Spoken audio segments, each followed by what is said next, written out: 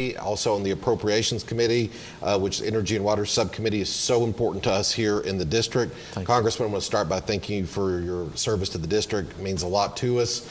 And before we get started, I do want to thank our sponsors, Protective Strategies Incorporated. They're one of the leading specialists in security based out of Oak Ridge here. They do so much great work for us, so we want to thank them. And along with another sponsor, Liz's Wine and Spirits, small business in the area. We want to thank them. Without them, we could not do this. So having said that, we want to get right to it. Got a lot of questions, Congressman. This is an issue on every American's mind and everyone in the district. Getting right to it, starting big picture, if you could describe for us where the country is at, not just Tennessee, but the country is at in the fight against COVID-19. It's ongoing, Chad. I'm glad you asked me that question. There's two parts to this. Obviously, the healthcare pandemic that has engulfed the world and really has affected all 50 states in the United States. Thankfully, in Tennessee, we've not been as impacted as deeply as some of the other states, such as New York and Washington State and Illinois, but we have been affected. And then, of course, the economic devastation that has taken place as a result of this. If you can think about this, just a couple of months ago, we were talking about the largest unprecedented economic boom really in American history. Unemployment was at an all-time low, capital was flowing, all economic indicators, the markets, everything was up, and it collapsed because of the coronavirus. So this pandemic has been both a health crisis, an economic crisis, but we are in a far better position today than we were a month ago, and let's hope a month from now we're in a better position. And bringing it back to the state level, roughly around 10,000, 11,000 cases, I guess, today. We've not got the new numbers, and around 200 deaths. Can you describe for our viewing audience how we're doing here in Tennessee? Obviously not as bad as some places, but your take on what's going on here in the district. That's correct. Around the country, we have certain hotspots, obviously New York City and the like, but Tennessee is a very large state. Certain cities, such as Nashville, have had much more of a problem than cities such as Chattanooga or Knoxville. We're very fortunate that because of the social distancing and because of the measures that the very smart and astute citizenry of the people of Tennessee have taken, that we have not seen a tremendous spike. Obviously, our thoughts and prayers go out to anyone who's been affected, those who have passed away, those who are still suffering from the illness. But by and large, Tennessee, we're doing much, much better than the rest of the nation.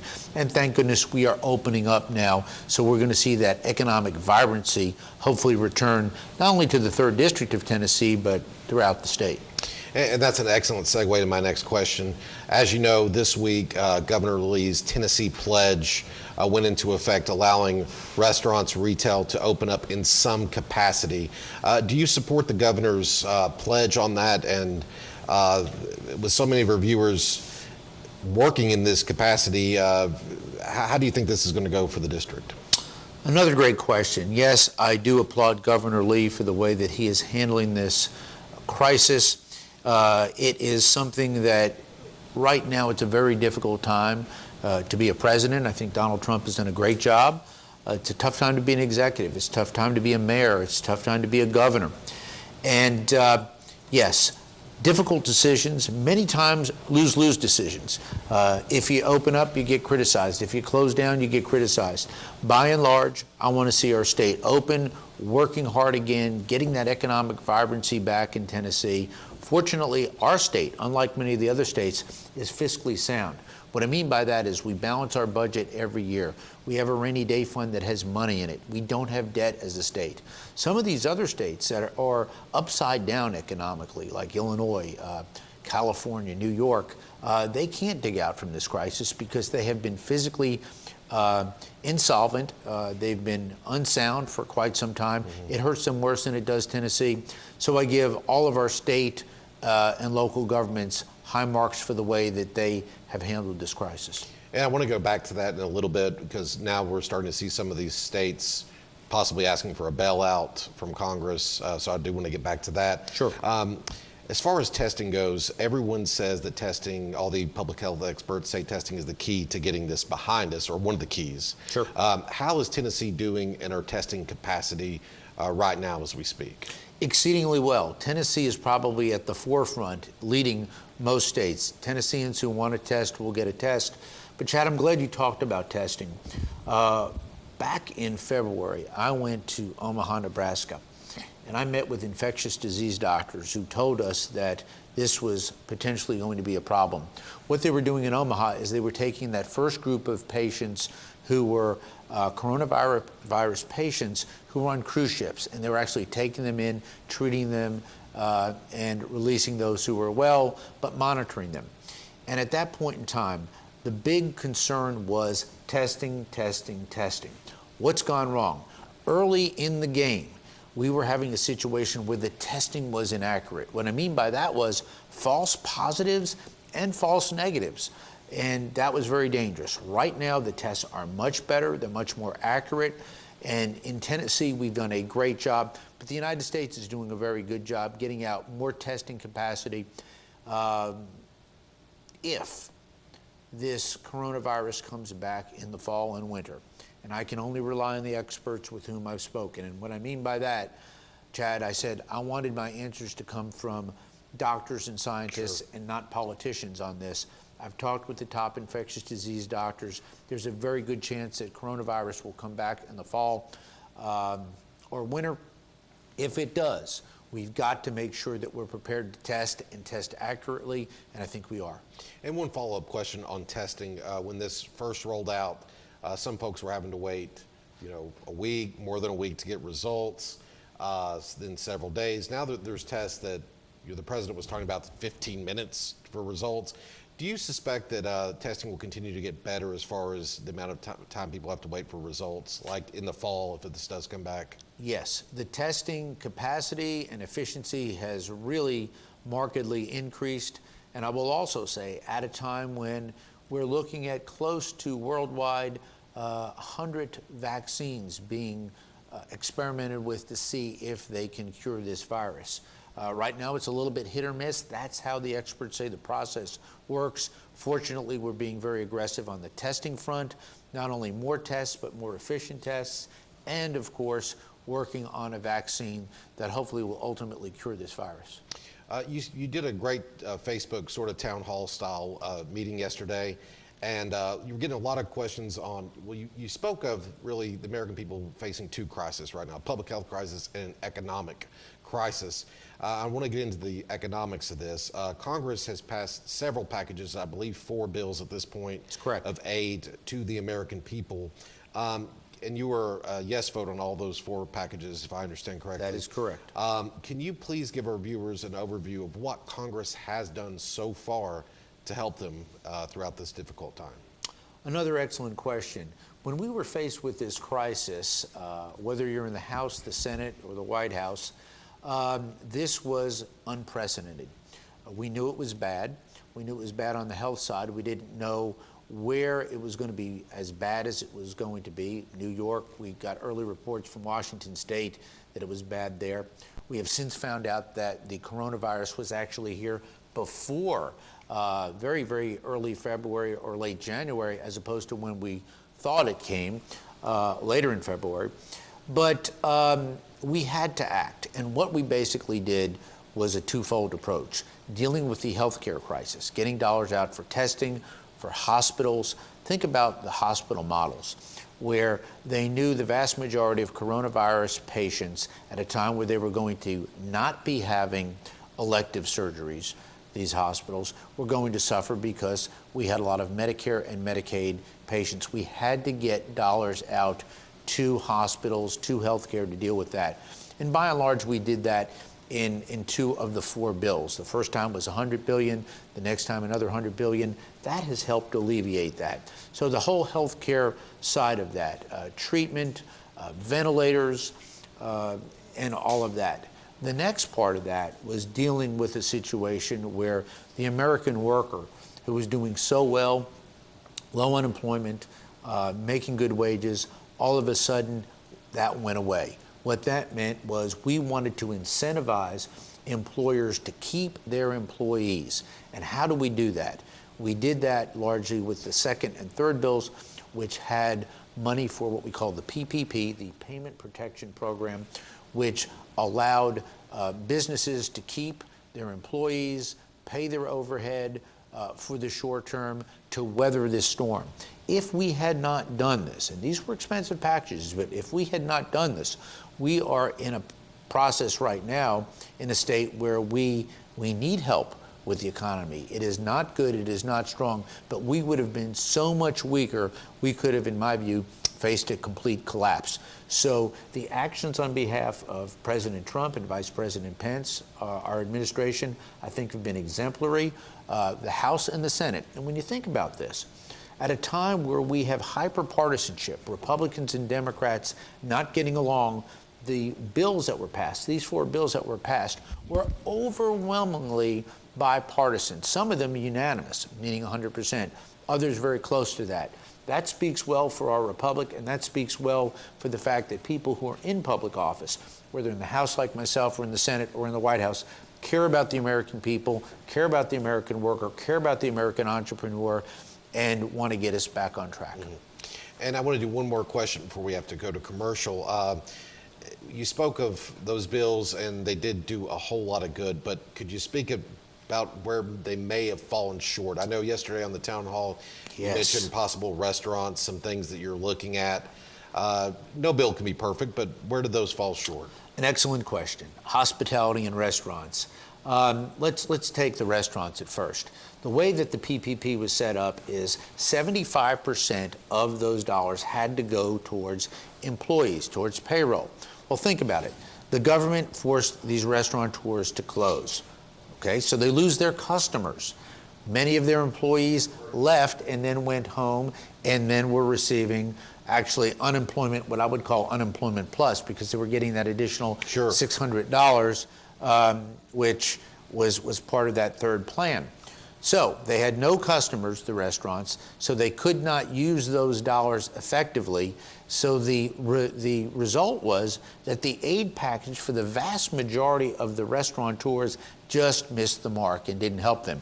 Another industry that has really reached out for help, hospitality. Think about this, our hotels and motels, which were booming in cities like Chattanooga, right here in Oak Ridge, doing a great job all across the United States, running at about 8 to 10% occupancy. And what do they have? They have not only payroll, but they have mortgage payments. They have payments to their financiers. They got relief with their banks many times, but so much of their portfolio is not financed by banks anymore. It's financed by other private financiers who have no flexibility in their loan documents to give forbearance. So that problem is still out there. We still have to work on that. But again, the key is going to be get America back to work, traveling, healthy, happy, spending money, and this way we will see our hotels full again, but it's going to take some time, and I want to see our restaurants full again. I just recently drove through Oak Ridge. A couple of restaurants are open for dine-in. Did that over in Knoxville a little bit earlier, actually dined in. I want to encourage everybody, when you feel comfortable, and I feel comfortable right now, get into our restaurants, support our local restaurateurs, eat out more often, and help them get through this. I couldn't agree more.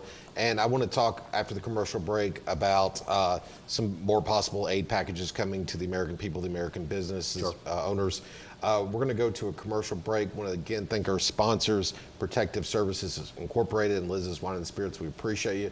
We'll be right back after this commercial break.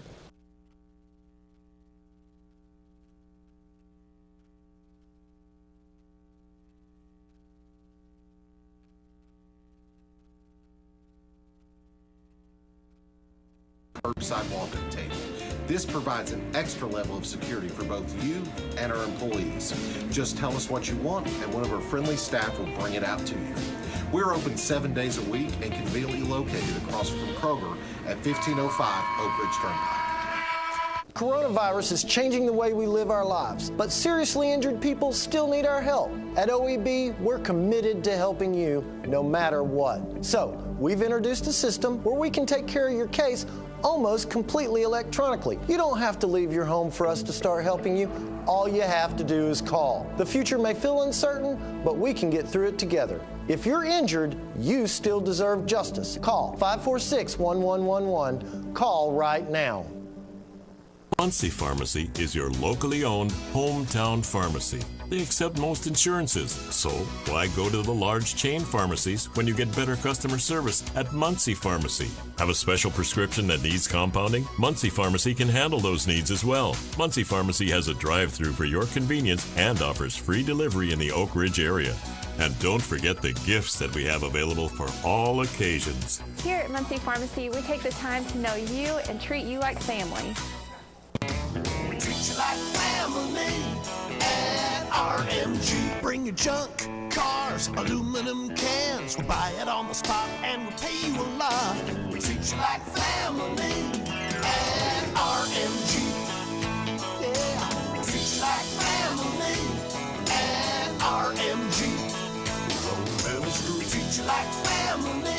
Rome Metals is located just off of Highway 27 between Herman and Rockwood. Hey, it's Jack Ryan. Listeners are always wanting more music. So guess who it is that's giving it to you? We now have hour-long commercial-free playlists all day long. Over an hour of back-to-back songs and zero commercials on 96.7 Merle.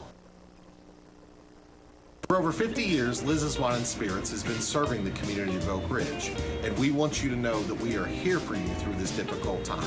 You can still enjoy all your favorite premium spirits, cigars, and wine at our new curbside walk-up table. This provides an extra level of security for both you and our employees. Just tell us what you want, and one of our friendly staff will bring it out to you. We're open 7 days a week and conveniently located across from Kroger at 1505 Oak Ridge Turnpike. Coronavirus is changing the way we live our lives, but seriously injured people still need our help. At OEB, we're committed to helping you no matter what. So, we've introduced a system where we can take care of your case almost completely electronically. You don't have to leave your home for us to start helping you. All you have to do is call. The future may feel uncertain, but we can get through it together. If you're injured, you still deserve justice. Call 546-1111. Call right now. Muncie Pharmacy is your locally owned hometown pharmacy. They accept most insurances, so why go to the large chain pharmacies when you get better customer service at Muncie Pharmacy? Have a special prescription that needs compounding? Muncie Pharmacy can handle those needs as well. Muncie Pharmacy has a drive-through for your convenience and offers free delivery in the Oak Ridge area. And don't forget the gifts that we have available for all occasions. Here at Muncie Pharmacy, we take the time to know you and treat you like family. We treat you like family at RMG. Bring your junk, cars, aluminum cans. We'll buy it on the spot and we'll pay you a lot. We treat you like family at RMG. Yeah, we treat you like family at RMG. We treat you like family. Rome Metals is located just off of Highway 27 between Herman and Rockwood. Hey, it's Jack Ryan. Listeners are always wanting more music. So guess who it is that's giving it to you? We now have hour-long commercial-free playlists all day long. Over an hour of back-to-back songs and zero commercials on 96.7 Merle. Welcome back to our coronavirus special update here at BBB Communications. Our guest, Congressman Chuck Fleischmann. Getting back to our conversation, Congressman, there is further talk about possible additional relief bills for the American people, the American worker. Can you talk about what's being discussed, proposed, if anything, for the American people? Another great question, Chad. Obviously, we have passed 4 bills, and we are waiting to see the effects of these bills. Getting dollars in the hands of the American people, including our senior citizens who are so dear to my heart, those with disabilities as well, all got checks, which was a good thing. We wanted to make sure that the American people had money in their pockets at this time to pay for their necessities as we went through this very difficult economic time. This next package that we will look at, which would be the 5th bill, it's really up in the air. Some people have asked for an infrastructure component. What I mean by that is roads and bridges and locks and airports. As you know, I'm a big supporter of having an airport right here in Oak Ridge. I think we need one, and I would like to see us get one. And we're working towards trying to get one funded. But an infrastructure package may be part of that. The next thing is whether or not there will be a need for additional monies for states and cities. One of our packages, the third one, provided money for the states and the larger cities. The great state of Tennessee receives about $3.6 billion out of that, give or take a few. And that was very important to get that money to Governor Lee. I speak with the governor every week, speak with our state leaders every week. As you know, we write up with Randy McNally is our great lieutenant governor here. Bo Watson down in my part of the world is chairman of the Senate Finance Committee. They're going to have some major budget shortfalls in our great state. So if there's a part of this program that has money for the states, I want to make absolutely certain that the great state of Tennessee, our home state, gets its fair share. That's very good to hear. And I wanted to kind of ask you a philosophical question that a lot of folks are talking about on the street when you go out and visit with people. This idea that we've had 11,000 cases here, around 200 deaths. Obviously, every death is a tragedy, but a lot of folks, sort of following up on what the president said, that the cure cannot be worse than the disease, sure. The enormous cost to the American people, and the sacrifice everyone has felt. Do you think that, what would you say to people that ask, has the cure been worse than the disease? I've had a lot of those phone calls. From the inception, people have said, Congressman, please, please, please talk to the state officials where these decisions ultimately rest for opening up the state. Get us open. A lot of the hairdressers and the barbers and restaurateurs, please get us open. And I understand that. It's a balancing act. And we've got, I think now, we can safely reopen. I dined in today, and I will dine in today, later today as well. The restaurants are not quite full yet, and many haven't opened. I want to see them open, but when they open, they're going to need customers, and we want them to be full again, have people eat, drink, and be merry, and spend money and tip well. Please tip your waiter and waitress, because they work so hard, and they've struggled so much. But I think it's high time we open. I fully empathize with those calls that we've been getting for weeks. Open us up, let's get us back to work, because we have to at some point in time. Having said that, I could never fault anybody for saying that we needed to be shut down for a while, because this is a terrible way to die. And in the larger cities where we had major spike ups and are still seeing major deaths, I think Boston is going through an experience right now. I know Washington, D.C. as well, where I serve. I just went back last week. It was like a ghost town, and they've had a lot more deaths there. A balancing act, and we just have got to get it right, and I think we will. And you're confident that the American people had not taken these measures, we would have seen those surges in the hospitals? Absolutely, without a doubt. It would have been terrible. Especially early on, no question. Because this is very contagious. It is much more contagious than a normal cold or flu. I got that information from the experts, and it's a terrible way to die. Apparently, the respiratory side of it is very, very bad. Fortunately, the president worked very hard to make sure that American manufacturing geared up so that we would have sufficient ventilators. Now, these ventilators, nobody who needed a ventilator went without one, which was great. It's great testament to American manufacturing, American ingenuity, and good work on the part of the president. Having said that, many people who got to the respirator stage did not make it. That was sad. I want to kind of shift toward a historical view of this. It's probably too soon to start writing the history on this, as we're still involved in it, but this has been the major event of my lifetime, along with September 11th. I think a lot of books will be written on this. It's just an absolute historical time that we're living in. So with that paradigm, when was this the coronavirus, something that got on Congress's radar? When did you all start looking at this and thinking this may be a problem? We saw the early reports out of China in January. Yes. I know impeachment was going on, and I have a question about that in a moment, but sure. If you could kind of enlighten us. Well, obviously the Chinese were less than forthcoming about the virus, the magnitude of the virus, their internal problems and sufferings. And very disappointing that the World Health Organization, the WHO, was not as forthright and alarming to the world as they should have been based on the data that was coming out of China. This virus came out of China.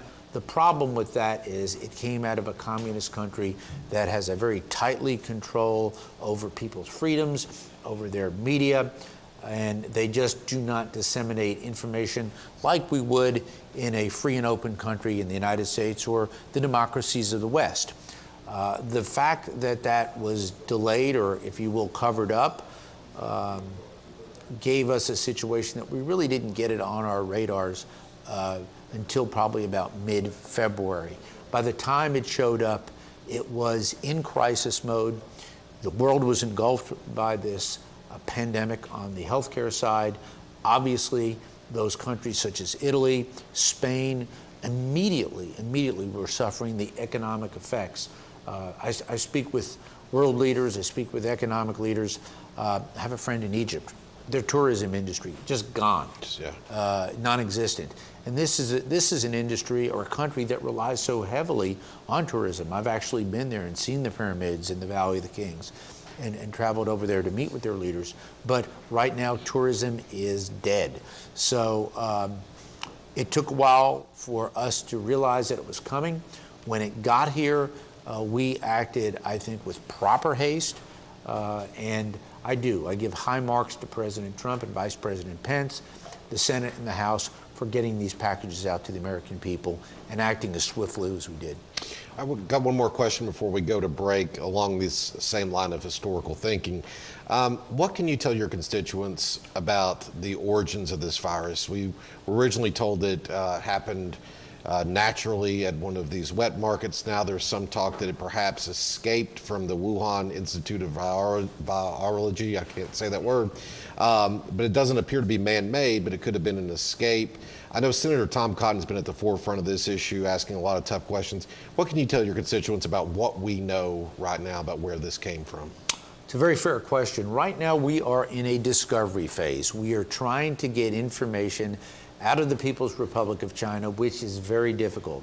They have not been as forthright, as straightforward as really they should have been, and really I think they owe the world an explanation for what happened. It came out of Wuhan, we know that. That's as much as we know. We also know that initially China kept their numbers lower than they actually were, not only in terms of the infection rate, but also in terms of the death rate. And that was a problem. Give President Trump high marks. When he curtailed and stopped the flights to China, to and from, and to Europe, he was criticized. Some on the left called him a xenophobe and the like. In retrospect, he was absolutely right. No question it would have been much worse if he had not done this. We have a lot more with Congressman Chuck Fleischmann after this commercial break. Again, I want to thank our sponsors, veteran-owned Protective Services Incorporated. Please check them out on the web. And Liz's Wine and Spirits, our friend Aaron Wells, that's a business that is going above and beyond, trying to keep you safe with curbside walk-up. Small business right here in Oak Ridge. Please check them out as well. We'll be right back after this commercial break with the Congressman. For over 50 years, Liz's Wine and Spirits has been serving the community of Oak Ridge, and we want you to know that we are here for you through this difficult time. You can still enjoy all your favorite premium spirits, cigars, and wine at our new curbside walk-up table.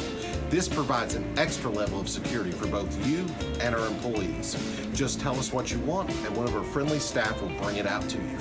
We're open 7 days a week and conveniently located across from Kroger at 1505 Oak Ridge Turnpike. Coronavirus is changing the way we live our lives, but seriously injured people still need our help. At OEB, we're committed to helping you no matter what. So, we've introduced a system where we can take care of your case almost completely electronically. You don't have to leave your home for us to start helping you. All you have to do is call. The future may feel uncertain, but we can get through it together. If you're injured, you still deserve justice. Call 546-1111. Call right now. Muncie Pharmacy is your locally owned hometown pharmacy.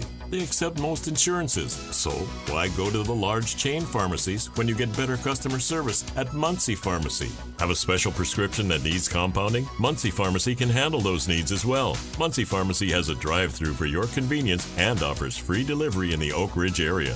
And don't forget the gifts that we have available for all occasions. Here at Muncie Pharmacy, we take the time to know you and treat you like family.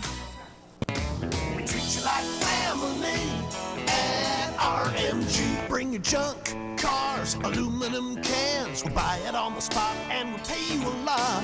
We treat you like family at RMG. Yeah, we treat you like family at RMG. We treat you like family. Rome Metals is located just off of Highway 27 between Herman and Rockwood. Hey, it's Jack Ryan. Listeners are always wanting more music. So guess who it is that's giving it to you? We now have hour-long commercial-free playlists all day long. Over an hour of back-to-back songs and zero commercials on 96.7 Merle. Welcome back to the BBB Communications Coronavirus Special Update with Congressman Chuck Fleischmann, brought to you by Protective Strategies Incorporated and Liz's Wine and Spirits. Let's get right to it. A question on a lot of your constituents' mind has to do with the food supply chain. I know you mentioned yesterday you had a call with some folks in that industry. Is our food supply safe for the average American? Yes, there are going to be some interruptions, but fortunately, again, the president invoked his federal statutory powers to ensure that our food chain will be kept safe. Let's talk about this. This was an area, and Chad, during this time, I'm spending hour after hour, day after day, helping people with their problems.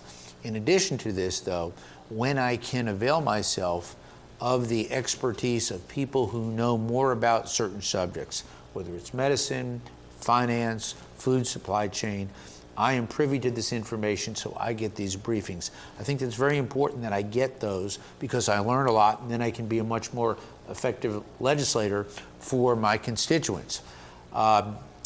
I delved into this food chain supply issue because I heard some very sad news. And what that sad news was that in the poultry area, turkeys and chickens and pork in particular, that the way that the farmers were raising these animals they were on a timetable from birth to growth to when they would show up at a slaughterhouse. What was happening was many of these meat packing plants, understandably, were closed down to coronavirus. The president, fortunately, now has opened them up as essential businesses. Why is that so important? And they explained it to me yesterday in great detail. These animals, if they show up and there's not a way for them to be slaughtered, it will back up literally in the system, ultimately resulting, sadly, and this is what really bothered me, is that farmers will actually have to euthanize their hogs. These people raise these for the food chain, for the American people, for a living, and to actually have to euthanize them, so there's a profit loss there, it's a waste It's a terrible issue. situation. It is a lose-lose situation at a time when many Americans are still hungry and showing up at food banks. So thank goodness the president has opened up these meat packing plants. Interestingly enough, I found out that beef cattle gets a reprieve from that. Not total, but they don't fall under the same stringent controls or constraints that poultry and pork did. But we want to make sure that the food supply chain remains open, that the great truck drivers in this country are moving our goods all across the country, doing an outstanding job stepping up. So yes, the food supply chain is going to be safe. If we see some shortages, they should just be intermittent. We should be fine. Along the same lines, our medical supply chain. Yes. We were speaking earlier about the Chinese Communist Party's deception in the early stages of this pandemic. One of the things that I've learned throughout this is our reliance on China for our medical supplies, where so many of the raw ingredients are manufactured there. Is this something that Congress is going to take a look at, perhaps trying to make us a little bit more independent from China's grasp on so many of these goods? The answer is a good, strong affirmative yes. Again, this is what President Trump ran on, and a lot of people, Republicans and Democrats, many times question the fact that why was he so concerned that we had outsourced so much of our manufacturing base to China and other countries.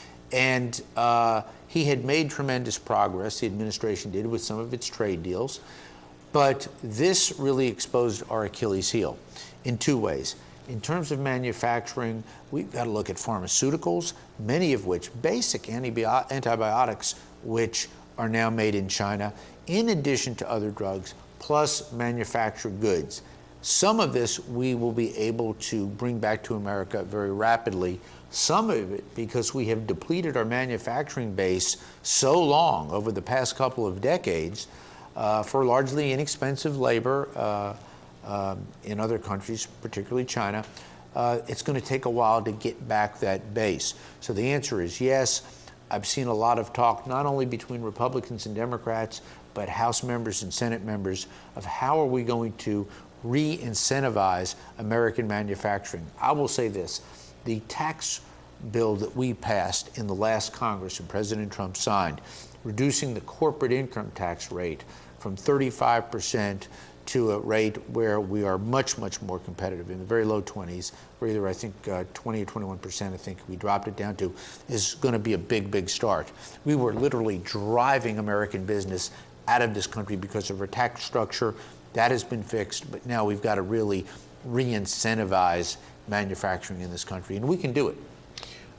In terms of looking at things and perhaps changing the way we do business, with the World Health Organization, is that something that Congress also is going to look at as far as subsidizing that with tax dollars, seeing as how they've been less than forthcoming about certain things? I know they waited forever to even call this a pandemic and certain allegiances to China. What is the Republican caucus's view toward the WHO at this point?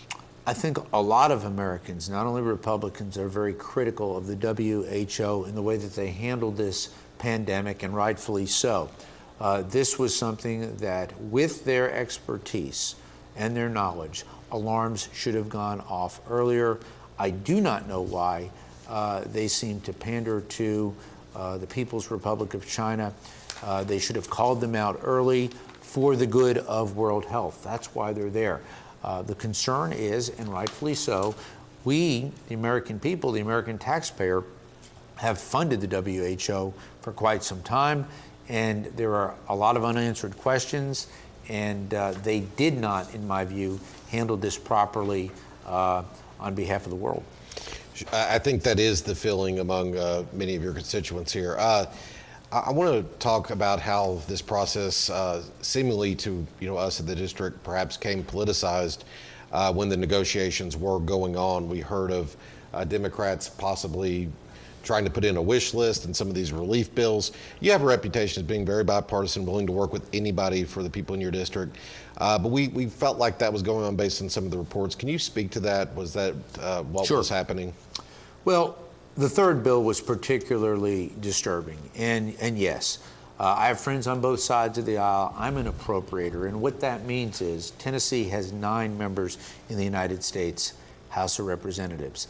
I am the only appropriator, Republican or Democratic, and I'm a Republican. But what that means is I serve on the committees that fund the key things like the Oak Ridge National Laboratory, Y-12, the UPF, our great nuclear cleanup mission here, the Chickamauga Lock, defense, anything that is on the discretionary side of the budget, we fund through the appropriations process, and that goes through me as the member in Tennessee.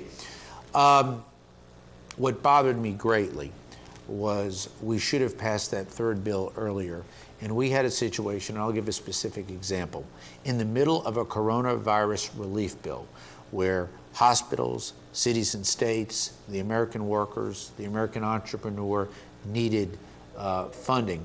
We had a situation, Chad, where the Speaker, Nancy Pelosi, fought for getting $25 million for the Kennedy Center. Had nothing to do with coronavirus. The day after she did it, the Kennedy Center furloughed its workers. Yeah. Absolutely outrageous. There were a few of these instances.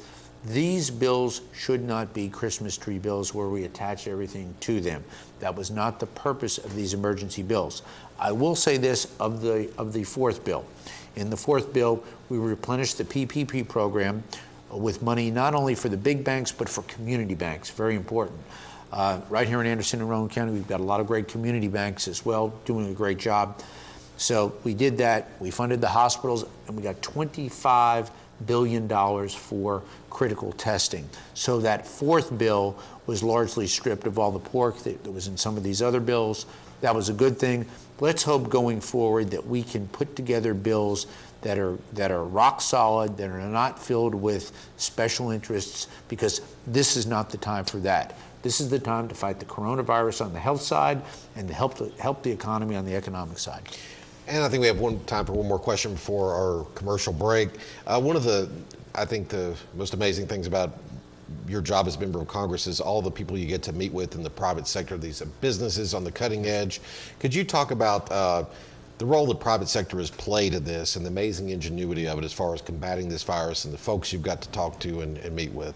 Whether it's people donating other resources to make hand sanitizer or mask, just the amazing ingenuity of the American people. It's incredible, and this is why we do have and why we need to make sure that our manufacturing and distribution sectors remain strong. Many companies totally changed the way that they operated and manufactured.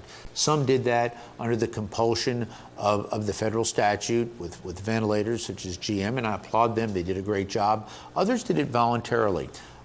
We needed masks. We needed gowns. A tremendous shortage. Many companies very swiftly moved over to manufacturing these things. So yes, the American entrepreneur stood up and basically heard the clarion call for help. And as we did in World War II, as we've done in other times in our history, stepped up and did the right thing and met the needs. So hardworking Americans, not only on the front lines are healthcare workers or truck drivers. We've seen a lot of heroes in this country working hard. It just shows that the American worker, given a level playing field, can and will beat anybody in the world. And the American entrepreneur will always figure out a way to get it done and get it right. Many times, if the government could just get out of the way and leave him and her alone, it'd be a lot better. Absolutely. And we're going to go to our last commercial break. We do have a lot more to get to in our final segment. Also want to ask you about the horrific tornadoes in Hamilton County. Yes. We've got a lot to get with. Do want to thank our sponsors, PSI and Liz's Wine and Spirits. We'll be right back after this commercial break. For over 50 years, Liz's Wine and Spirits has been serving the community of Oak Ridge, and we want you to know that we are here for you through this difficult time. You can still enjoy all your favorite premium spirits, cigars, and wine at our new curbside walk-up table. This provides an extra level of security for both you and our employees. Just tell us what you want, and one of our friendly staff will bring it out to you. We're open 7 days a week and conveniently located across from Kroger at 1505 Oak Ridge Turnpike. Coronavirus is changing the way we live our lives, but seriously injured people still need our help. At OEB, we're committed to helping you no matter what. So, we've introduced a system where we can take care of your case almost completely electronically. You don't have to leave your home for us to start helping you. All you have to do is call. The future may feel uncertain, but we can get through it together. If you're injured, you still deserve justice. Call 546-1111. Call right now. Muncie Pharmacy is your locally owned hometown pharmacy. They accept most insurances, so why go to the large chain pharmacies when you get better customer service at Muncie Pharmacy? Have a special prescription that needs compounding? Muncie Pharmacy can handle those needs as well. Muncie Pharmacy has a drive-through for your convenience and offers free delivery in the Oak Ridge area. And don't forget the gifts that we have available for all occasions. Here at Muncie Pharmacy, we take the time to know you and treat you like family. We treat you like family at RMG. Bring your junk, cars, aluminum cans. We'll buy it on the spot and we'll pay you a lot. We treat you like family at RMG. Yeah, we treat you like family at RMG. We treat you like family Chrome Metals is located just off of Highway 27 between Harriman and Rockwood. Hey, it's Jack Ryan. Listeners are always wanting more music. So guess who it is that's giving it to you? We now have hour-long commercial-free playlists all day long. Over an hour of back-to-back songs and zero commercials on 96.7 Merle. Yeah. Welcome back to the Coronavirus Special Report at BBB Communications. We've been blessed to have Congressman Chuck Fleischmann with us for the hour, answering questions that are on a lot of your minds here in the 3rd District, and of course our great sponsors PSI and Liz's. Getting right back to the conversation, final block, a lot to get to. Vice President Pence said that he thinks by Memorial Day the pandemic could be behind us in some capacity. My question with that context is, where are we headed over the next couple months, dare say the next couple of years? What do things look like in this country? On the healthcare side of this, we do expect to see the spike come and go and see the cases either disappear or be greatly reduced. This is what the experts are telling me when the warmer weather gets here. The big unknown question is, will COVID-19 come back in the fall or winter months? And I think most importantly, will it come back with a flu season running concurrently? That would be a double whammy that would be extremely difficult, because as we know, every year we lose thousands of Americans to a flu. So we've got to monitor that. And over the next year or so, we hope to get a vaccine to deal with COVID that would potentially be a cure. There are over 100 trials going on right now globally. So let's hope we get that. But still, there's a lot of unknowns. Some great news, not to interrupt, but some great news this week on remdesivir. Absolutely. So there are some breakthroughs happening on medicine. We've seen some promising existing drugs with some good results. Absolutely. And sometimes that's trial and error. But having said that, on the economic side, and this is where we have to be very careful. I've spoken with our state leaders and our local leaders. Our state has a budget. We balance our budget by constitutional amendment in our great state of Tennessee, and we are dependent on sales tax revenues. So at a time when revenues drop, expenses go up, and that's why it's so important that we in the federal government help the great state of Tennessee, and we will get to where we need to be. But it's going to be a time where we have to be very fiscally responsible, very careful about the dollars that we spend, and to make sure that we use them well. Tennessee does have a rainy day fund, because when times were good, we didn't waste our surplus, we saved our surplus. But we're going to have to watch that. And this is going to be something, Chad, that takes probably 2 or 3 years to get through, hopefully, if we don't get a major recurrence of this event. One last question along those lines, as far as your conversations with public health experts. Yep. Can you tell our viewers anything about this idea that we've been talking about a long time, that possibly this could subside in the summer with warmer temperatures? Is that still a possibility they're thinking, or has the modeling changed? Very much so. That's what we are hearing, that apparently this virus is not only sensitive to heat, but is destroyed by heat. So yes, that is one of the hopes. But the real concern that we have heard from Dr. Fauci and others is that it may in fact come back. Okay. And we were talking about what things look like moving forward. Something on a lot of our viewers' minds is, are we going to have football this fall, do you think? Can you tell us anything about that? Well, as you know, Chad, I love the Big Orange. I bleed orange. You're a longtime fan. I know it was on your mind, too. That is my alma mater. Started law school there when I was 20 years old, actually. I spoke with Randy Boyd, the president of the University of Tennessee, 2 days ago. This decision will be made by the SEC. Okay, for all the SEC schools. Let's hope that we can keep our football season. That is not only important to great fans such as myself and yourself who want to see the Big Orange and whatever your favorite team play college football, but it's also important for the economic vibrancy of our state in areas such as Knox County and Knoxville, where we fill up Neyland Stadium several times a year, and people come in, stay in hotels, spend money, enjoy watching the Big Orange win, I hope. And it's just great for us. We look forward to football season, to basketball season. Myself, I'm still a baseball player. I'm hoping we get the congressional baseball game in. So I'm still staying in shape. I don't know how many years I've got left, but sure. we're hanging in. I'm an optimist. Along those same lines, I wanted to ask you a personal question as far as how has this changed the way that you do your work in Congress. There's obviously social distancing and the way you operate out in the district. I imagine every time I saw you before this, you were always out there with everyone. I've never seen somebody with so much energy visiting constituents. This has got to be a little bit different for you personally. It's very different. I love the people. I love the people of the great state of Tennessee and Washington, D.C. I like to be out with the tourists and just visit with Americans who come in to see our great capital. It has changed it markedly. The way that we vote right now, the well of the House has actually gone. Normally I speak on the well of the House.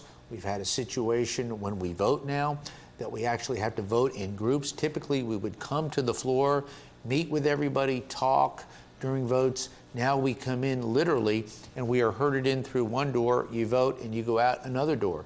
So there's been a marked change in the way that we conduct business.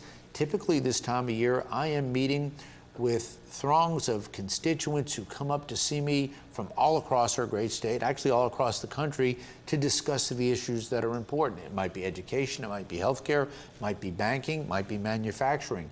That is not happening. We're doing a lot more telephonically, but I will say this. I've worked hard every day. Some of these days are 20-hour days, answering questions, helping people, doing our job. The greatest thing about America is that we are a great country of ingenuity. And what we will do is when faced with adversity, we will find a way to overcome that adversity, work through it, and get to a place where we can get our job done. And that's what we're doing. I'm being told we have around 3 minutes left. I wanted to get to a couple questions quickly that are not related necessarily to the coronavirus, but it's stuff on people's minds.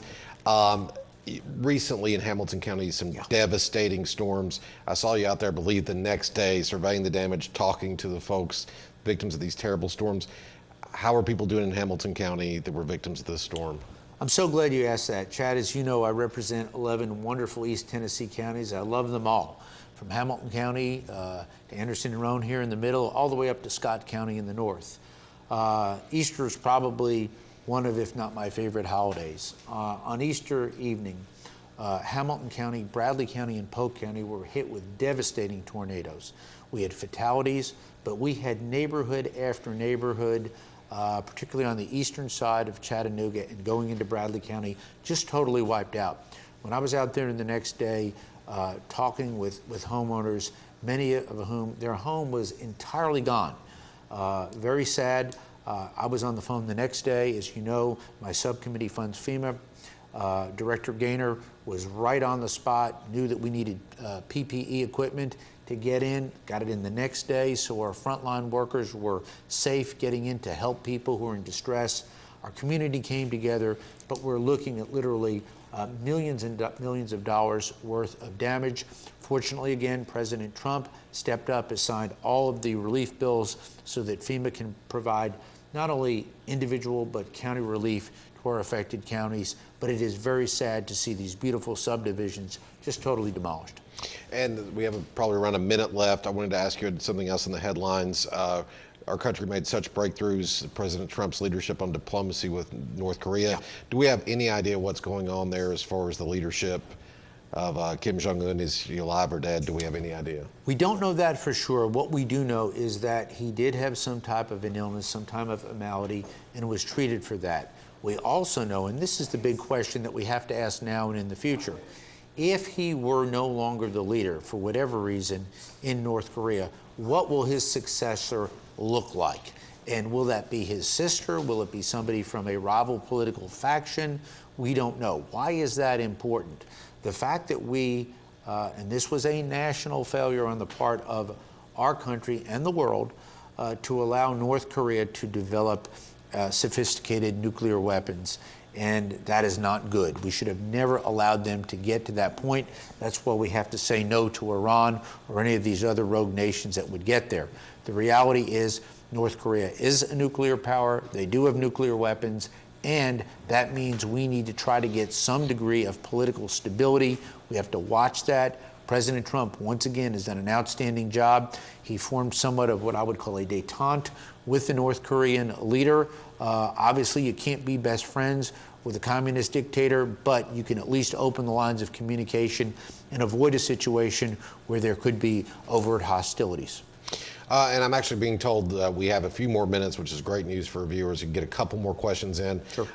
Getting back, this is something I wanted to ask in our coronavirus blog, but now that we have the time, you're known as a fiscal conservative. So many of the folks that vote for you also consider themselves fiscally conservative.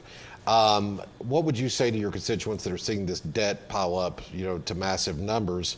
This is something we had no choice in, I guess. It's another great question. Prior to the coronavirus pandemic and crisis, healthcare and economically, we were 23 trillion, and that's with a T, in debt. That is unfathomable and it's unsustainable. We knew that the mandatory spending programs, which are driving our deficits, it's not what we spend at Oak Ridge or on defense that's driving that. That's on the discretionary side of the budget. It's the mandatory interest on the national debt and those mandatory programs that are driving our deficits. But there's no question that we'll probably see another $5 or $6 trillion or more added to the debt at this time. It concerns me. What I think we need to do is this: get through this crisis, because it is a crisis. We had to spend the money, protect the American worker, protect the American entrepreneur, keep our country safe, and work through this. Once this passes, I think we need to look and find out where we can have some major fiscal reforms so that we can at least curtail this. It is unsustainable for the American people to continue to have this debt. And the strongest example I can give, during World War II, we had a situation where Americans owned American debt. We bought war bonds. Now, the Chinese and other countries buy up close to 50% of our debt. They own our debt. It's never good when your enemies own your debt and are your creditors. So we've got to address that, but right now the urgency requires that we take the measures that we did in these fourth bills and that we'll probably do in at least one other bill. Congressman, I want to end on a positive note, and we've got a few minutes left. If you could talk about just the great generosity and spirit of the American people here in the 3rd District, the heroes of this pandemic, the first responders, the essential workers, the healthcare professionals. Tell us what you've seen here in the 3rd District and how the 3rd District has stepped up. Tennesseans are among the greatest people in the world. I'm so proud of the volunteer state and my constituents. I've always said when I was a lawyer, I won most of my cases because I represented good clients. In Congress, I'm very popular because I represent great people, the people of the great state of Tennessee. We have stepped up in this state. We're stepping up all across the country. Healthcare workers, truck drivers, the average hardworking American who, if given an opportunity, given a level playing field, can and will beat anyone in the world. But Chad, I think the most important thing is to realize that America is a nation of optimists. There will always be a few naysayers and cynics. We see them sometimes even show up on my official pages. But the point is, I think we are coming together. We have to look at the opportunities here. What can we do? We can come together. We can unify. We can put aside some of our partisan differences and other differences to make sure that we can work to get America in a better place. Are we doing that? Yes. Are we doing that in the halls of Congress? Absolutely. These bills that have been passed have been overwhelmingly either unanimous or very close to unanimous bills. That speaks volumes at a time when we have hyperpartisanship in America. High marks go out, in my view, to the President of the United States, Donald Trump, and Vice President Pence. I know these men very well. I've spent a lot of time with them. I've spoken one-on-one many times with each of them. They care about this country. They care about the crisis that we're in. They're doing everything possible that they can. Are we going to get perfection at a time like this? Absolutely not. But if we put together the collective wisdom and great optimism in the American people, we can and we will defeat this pandemic. Congressman, we truly thank you for your time this afternoon being with our viewers. Thank you for all you're doing for us in the halls of Congress. And I want to thank you at home for watching. We encourage you to stay safe. Thank you for being with us. I want to thank our great sponsors, Protective Services Incorporated, a veteran-owned small business. Please check them out online. And Liz's Wine and Spirits. Aaron Wells, a class act, running the first rate establishment. Check them out. We thank everyone. Have a good evening.